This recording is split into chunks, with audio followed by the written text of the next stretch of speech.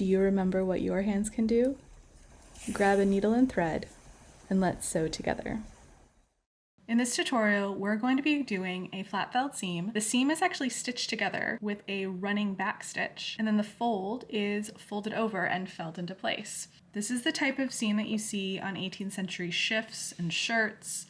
It makes a beautiful seam for doing any kind of unlined modern work. So grab your needle and thread and fabric in your hands and let's get sewing. So to begin, we are going to actually do a stitching line, 1/4 of an inch away from this offset edge. What that will do is stitch the right sides together and join the material so that once we're done with that, we can actually open this up and then these raw edges are going to get folded and then this will get stitched down. To start our felled seam, we're going to offset our fabric. So if you offset this 1/4 of an inch, we're going to be then doing a stitching line 1/4 of an inch down, meaning that this under fabric has been taken up in seam allowance 1/2 of an inch. And once we're done stitching, we're actually going to fold this raw edge over and once again open it up and then fold it over again. And so that will also take up 1/2 an inch, a little over a centimeter. So we're going to measure down 1/4 of an inch or about 5/8 of a centimeter, and we're going to stitch. I'm going to do this by eye, but if you're new to this, what I would recommend doing is measure down and then draw a straight line because this is all going to be encased. And so if there's pencil or some sort of marking, there's no worry there. However, I'm going to do it by eye just because of my own experience. I'm going to dip this needle down in the fabric, come up again like I'm doing a running stitch, drop down to the fabric and come up again. So I'm doing about 2 stitches to begin. Pull that through, the knot locks it in place, and then I'm going to do a little back stitch. Of course, I'm starting on the right side if I'm right-handed and the left side if I'm left-handed, stitching right to left or left to right. I'm going to do about 3 or 4 stitches of a running stitch before I do another back stitch. So this is the same technique that we used in the video of where I showed you how to do a running back stitch. If you need a refresher, pause this video and go back and practice your running back stitch and then come back and we'll finish the felling seam. So you're just going to continue to sew all the way down the line to attach these pieces of fabric together. And when you come to the end of the work, go ahead and do a back stitch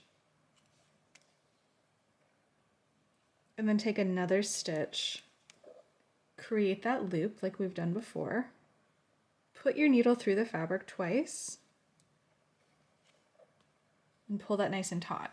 This is going to be on the interior, so it doesn't matter what this looks like, but I still like to go back and put my needle parallel to the work and just kind of hide that thread. And then you snip it off. Now that we have stitched our fabric together, we now need to make this raw edge disappear. So we need to turn this up and baste it. What's great about the fact that we've already staggered these edges is that, like the hem that we've done before, this raw edge acts as a gauge, so it's really easy just to fold this over and baste that in place. And if you need help remembering how to baste, I also have a video in the tutorial section of how to baste. But since you already know how to do a running stitch and back stitch, I think you're probably pretty good about basting. So I'm just going to fold this up and use thread that I don't really care about to baste. Just going to do some really big stitches just to temporarily hold that fabric in place. And as you come to the end of the work, you can do a back stitch going back to the stitch you just did, jumping ahead of that tail, and then just locking that in place just temporarily, and then you can snip this off. So here we have our basted up raw edge. So now we have a nice clean edge with which we can then fold up. So we've basted up our raw edge. Now comes a part that some people get tripped up on. Now is when we actually want to open up our fabric and put the right sides touching the table. So the wrong side is what's facing us. So we're going to open this up, and you can, if this is linen, you can actually just finger press this down. If it's a little bit more of a finicky fabric, you may want to actually use an iron. But linen, you can see here, I've just pressed it and it immediately actually is flat, which is pretty amazing. What's very important is you make sure that it is pressed to the seam line. So this is very open and very flat.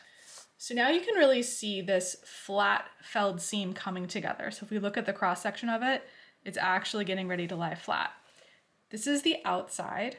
So this is where the seam line is going to be, and then you're going to see top stitching coming through.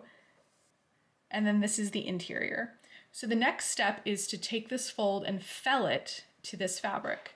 To fell this fold down to this fabric, we're using the same technique that we've done to hem. So I'm going to put my needle just a yarn away from the fold, coming through the fold here,